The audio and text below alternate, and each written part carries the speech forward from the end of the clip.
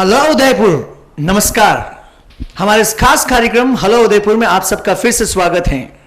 आप सब जानते हैं कि हम इस कार्यक्रम के माध्यम से, इस मंच के माध्यम से उदयपुर के ऐसे कई सारे व्यक्तित्व और ऐसी कई सारी सुविधाएं आपके सामने लेके आते हैं, आपको उस ज्ञान से रूबरू करवाते हैं जिनके बारे में कई बार उदयपुर में होते हुए भी हमको इन चीजों का नॉलेज नहीं होता है। मेहमानों की सीरीज में आज हमारे इस खास कार्यक्रम में कुछ खास मेहमान हैं। डॉक्टर नीना सक्सेना, आपका जन्म कानपुर में हुआ। आपने एमबीबीएस और एमएस की डिग्री कानपुर मेडिकल कॉलेज से की थी 1994 में। साथ में 1996 में आपने आईवीएफ सेंटर की शुरुआत की थी, जो यूपी में सबसे पहला प्राइवेट हॉस्पिटल था। और 2007 में आपने उदयपुर में Amar Ashish hospital, test tube baby hospital के नाम से आपने हॉस्पिटल की स्थापना की थी। और 2007 से लेकर अभी तक आप मैनेजिंग डायरेक्टर की पोस्ट पर काम कर रहे हैं। और यह हॉस्पिटल चेटक सर्कल के सामने, चेटक सर्कल पर ऑपोजिट गवर्नमेंट हॉस्पिटल वहां पर स्थापित हैं। नीना मैम, सबसे पहले तो हमारे खास कार्यक्रम हेलो उदयपुर में मैं आपका स्वागत करता हूं। थैंक यू, नमस्कार। दोस्तों, दूसरा और मैं आपको बताना चाहूंगा कि ये जो क्षेत्र है टेस्ट ट्यूब बेबी, इसको लेकर कई सारी भ्रांतियां, कई सारे सवाल हमारे दिमाग में होते हैं। इवन मैं अगर जीवन को आंकने की कोशिश करता हूं, बचपन में हमारा ख्वाब होता है कि पढ़ाई हमारे लिए सबसे मुश्किल काम है। पढ़ाई के बाद सबसे मुश्किल काम होता है कि लोग सोचते हैं कि नौकरी के बाद जब शादी होती तो ऐसी कई सारे चैलेंजेस, ऐसी कई सारी समस्याएं आती हैं। उनमें से इनफर्टिलिटी सबसे बड़ी समस्या है। उसको लेकर आज कई सारे सवालात हम मैम से करेंगे, कई सारी जानकारी हम लेंगे। निश्चित तौर पर उदयपुर के लोगों को इसका फायदा मिलेगा। आपके बारे में मैं जितना बताऊं उतना कम है। आपने यूपी के अंदर, आपको गवर्नर और हेल्थ मिनिस्टर IMA की तरफ से अवार्ड मिला हुआ है। इसके अलावा आपने कई सारे देशों से ट्रेनिंग ली हुई है, Sydney, Singapore, Thailand, Europe, EDC। इसके अलावा आपने खुद ने 2 नेशनल कॉन्फ्रेंसेस करवाई हुई हैं। और बात जब परिणाम पर आती तो आपने 1000 से भी ज्यादा बेबीज समाज को दी हैं। मैम, कई सारी चीजें, कई सारे सवाल मैंने तैयार किए हैं और मैं उम्मीद करता हूं कि इस मंच के माध्यम से मुझे भी बहुत सारा ज्ञान मिलेगा। क्या प्रेरणा मिली आपको IVF क्षेत्र में आने की? अगर आप अपने श्रीमुख से बताएंगे उदयपुर वासियों को तो उन्हें बहुत अच्छा लगेगा। मैम, MS जब मैं कर रही थी तो तभी से मेरे को था कि कुछ ये गायनी ऑप्स की फील्ड के अलावा मुझे कुछ करना है, कुछ नया करना है। और उस समय ये काफ़ी चर्चा में था टेस्ट ट्यूब बेबी का। तो मेरा शुरू से मन था कि नहीं, टेस्ट ट्यूब बेबी में ही मुझे काम करना है। तो फिर जैसे ही मेरा MS कंप्लीट हुआ, फिर मैंने टेस्ट ट्यूब, ये जो पायनियर है इसकी इंडिया में, मैडम हिंदुजा, उनसे जाके ट्रेनिंग ली। और कई सारे सेंटर्स पे ट्रेनिंग लेने के बाद फिर हमने ये 96 में अपना सेंटर स्टार्ट किया था वहाँ पे लखनऊ में। जी मैम। अच्छा, कोई भी काम की जब शुरुआत होती है तो सचमुच ये बहुत स्ट्रगलिंग होता है, बहुत ही संघर्षमय होता है। 96 में जब आपने पहला कदम रखा इस क्षेत्र में, कितना मुश्किल था? आप ही अपने शब्दों से प्लीज बयां करें। अब वहाँ पर तो कोई सेंटर उस समय था ही नहीं, पर शुरू से मुझे था कि मेरे को यही करना है। तो काफ़ी सारे इक्विपमेंट्स वगैरह जुटाने में और एक उसका पूरा IVF लैब तैयार करना काफ़ी मुश्किल रहा था उस समय। लेकिन क्योंकि इसी फील्ड में इंटरेस्ट था तो फिर उसको फिर मैंने पूरा किया और सक्सेस भी मिला फिर उसमें। जी। दोस्तों, अमर आशीष हॉस्पिटल उदयपुर में 2007 में आया था। मैम, तो भी आप एक यूपी में आप अपने आप को अच्छा स्टैंड कर रही थी, फिर उदयपुर की तरफ आपका रुख हुआ और यहाँ पे आके इतने बड़े ब्रांड की स्थापना करना अमर आशीष IVF सेंटर के नाम से। तो ऐसा क्या इसके पीछे प्रेरणा थी आपको? उदयपुर, हालांकि उदयपुर के अंदर है ही ऐसा अट्रैक्शन है कि जो यहाँ का यहाँ आता वो यहीं बन के रह जाता है। आपको ऐसी क्या प्रेरणा मिली थी कि उदयपुर में इस प्रकार की सुविधाएं स्टार्ट की जाए? उदयपुर आने का क्योंकि ये तो हम इस्टेब्लिश कर चुके थे, वहाँ पे 11 ईयर प्रैक्टिस भी हो गई थी लखनऊ में। पर उदयपुर आने का कारण हमारा कुछ पर्सनल था, क्योंकि हमारी सदगुरु माँ यहाँ पर पास में है, उनका आश्रम इटाली खेड़ा में जी, तो सलूम्बर के पास। तो हमारा बस उनकी वजह से ही था कि उनके पास रहना है। और इतने सारे हम इतने दिनों काम कर भी चुके थे 11 ईयर इस फील्ड में, तो फिर लगा कि उदयपुर शिफ्ट हो सकते हैं। तो फिर उदयपुर हमने शिफ्ट होने का किया। और उदयपुर आने के बाद बहुत अच्छा लगा। यहाँ पे काफ़ी अच्छा सिटी है, ये लोग भी बहुत हेल्पिंग है यहाँ पे। जी, thank you ma'am, thank you. दोस्तों, हो सकता है आप में से कुछ लोग अभी भी इस कार्यक्रम से जुड़े हो। मैं बताना चाहता हूं, आज हमारे इस खास कार्यक्रम के खास मेहमान है doctor Neena Saxena, managing director of Amar Ashish test tube baby centre, Chetak circle. Ma'am, मैंने कई सारे सवाल तैयार किए, मेरे दिमाग में भी कई सारे सवाल हैं। टेस्ट ट्यूब बेबी, ऐसा दिमाग में कहीं आता, लोग ये सोचते हैं कि शायद किसी ट्यूब के अंदर बेबी को बनाते हैं।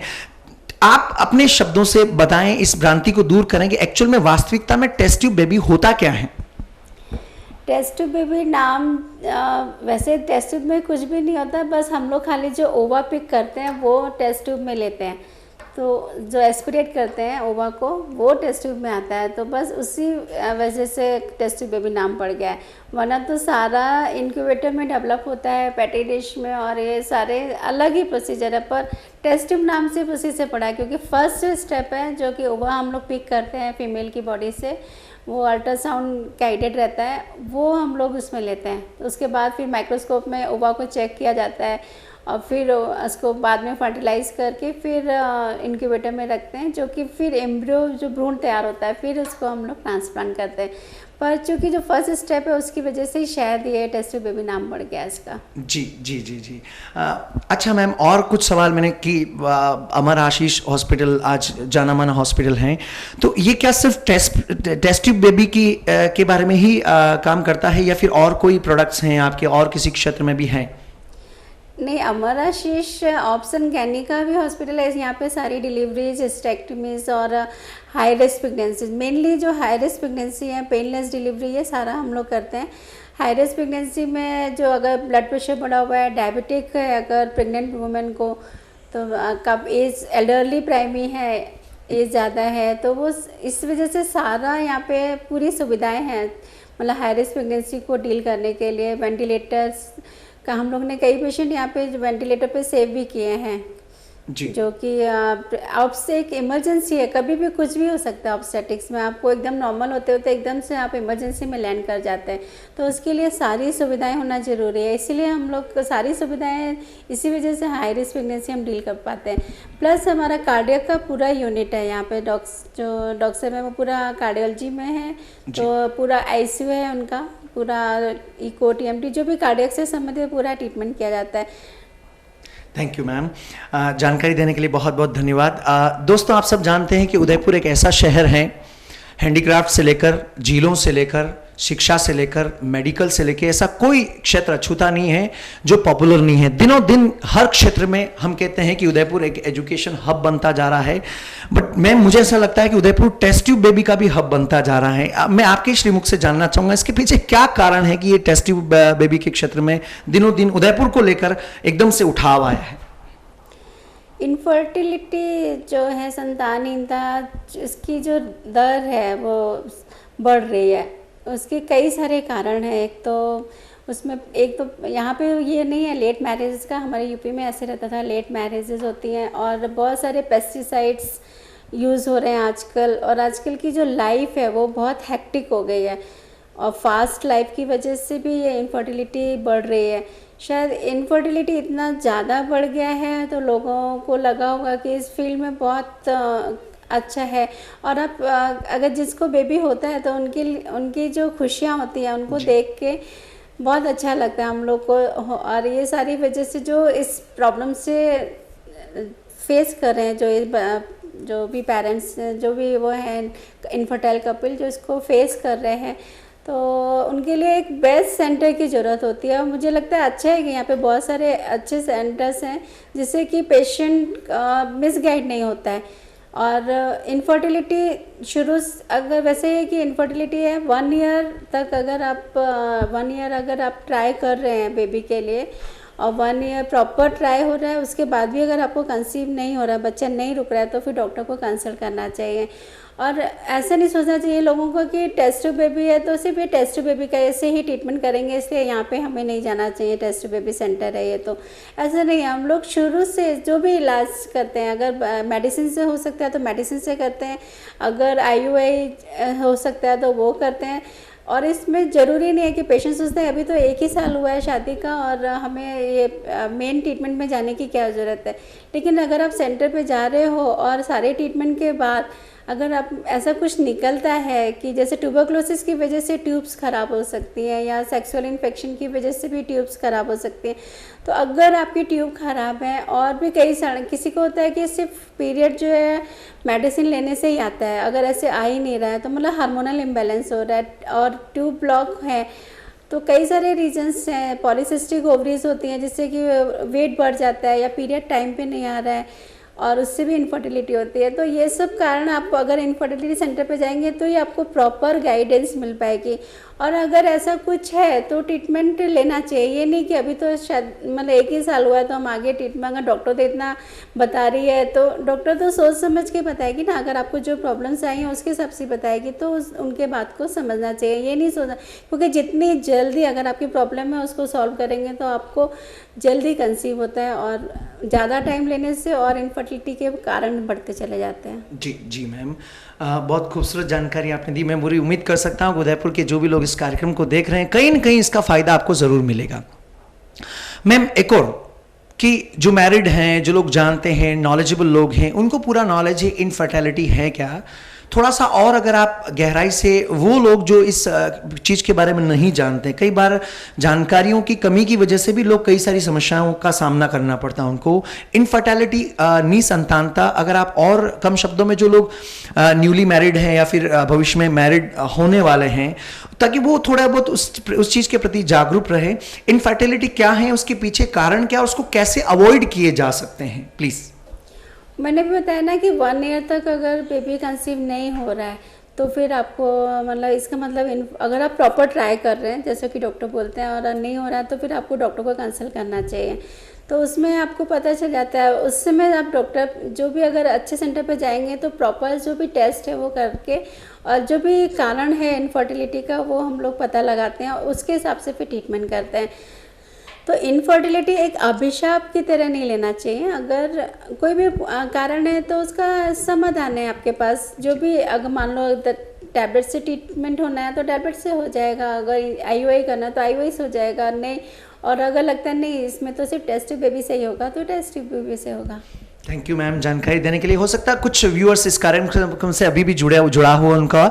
मैं बताना चाहता हूं आज हमारे साथ खास मेहमान हैं doctor Neena Saxena ma'am, managing director of Amar Ashish test tube baby centre, Chetak circle. Ma'am एक अंतिम सवाल, क्योंकि आप 2007 से उदयपुर में इस क्षेत्र में, हालांकि आप इस क्षेत्र में 1994 से हैं, लेकिन फिर भी उदयपुर में आने से और इसके आने के बाद सक्सेस रेट आपके अनुसार कितने लोगों को सफलता मिली है, कितने लोगों को सच में खुशियां आपने बांटी हैं? सही काउंटिंग तो नहीं है लेकिन अभी तक 500 तो हो गए होंगे मेरे यहाँ पे बेबीज जी। हम लोग ज़्यादा तो काउंट नहीं करते कि कितना हो गया, क्योंकि इस इतने दिनों से मैं इस फील्ड में वर्क कर रही हूँ तो बहुत ज़्यादा वो नहीं, बस मेरे को ये है कि काम जो भी प्रॉब्लम है पेशेंट की वो ठीक से उसका कारण मिल जाए और जो भी बेस्ट टू बेस्ट हम लोग लैब में रखते हैं वो कि जिससे कि अच्छे रिजल्ट्स मिलें और पेशेंट को कम पैसे में अधिक सक्सेस दे पाए। बस इस पे ही हमारा मेन अब जो मोटो है वो यही रह गया है कि ज़्यादा से ज़्यादा पेशेंट्स इसमें सक्सेस पा सके। जी जी जी जी, थैंक यू मैम। एक अंतिम सवाल और मैं आपसे पूछ रहा हूँ कि अमर आशीष हॉस्पिटल की तरफ से आप पूरे उदयपुर वासियों को अगर कोई मैसेज देना चाहें आपकी तरफ से, प्लीज। मैं यही बोलना चाहूँगी कि अगर इनफर्टिलिटी है तो आप अच्छे सेंटर पे जाना चाहिए जिससे कि आपको सही गाइडेंस मिले और आप सही इलाज करें, क्योंकि इधर उधर भटकने से अभी भी मैंने यहाँ देखा कि बहुत सी भ्रांतियाँ हैं कि इनके यहाँ चले जाएं और पूजा पाठ भी ज़रूरी है लेकिन डॉक्टर की सलाह भी बहुत ज़रूरी है। डॉक्टर ही आपको सही बता पाएगा कि आपको ये समस्या है और उसी हिसाब से इलाज करने से आपको सक्सेस मिलेगा। तो एक अच्छे सेंटर पे जाना बहुत ज़रूरी है, क्योंकि ऐसे सेंटर में भी नहीं जाए जिससे कि आपको गलत सलाह मिल जाए।